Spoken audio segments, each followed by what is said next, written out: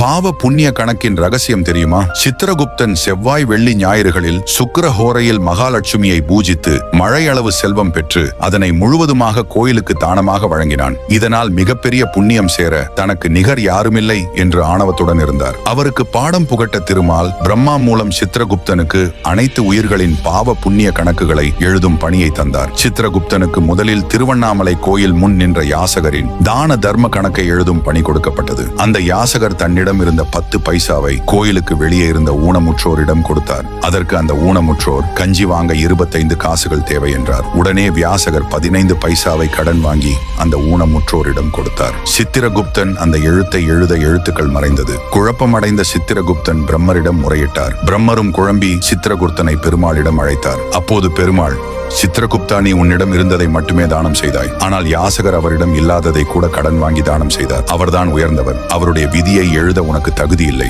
அதை நானே ஒற்றுக்கொள்வேன். சித்திரகுப்தன் மன்னிப்பு கேட்டார். இதுவே பாவ புண்ணிய கணக்கின் மர்மமும் ஆகும்.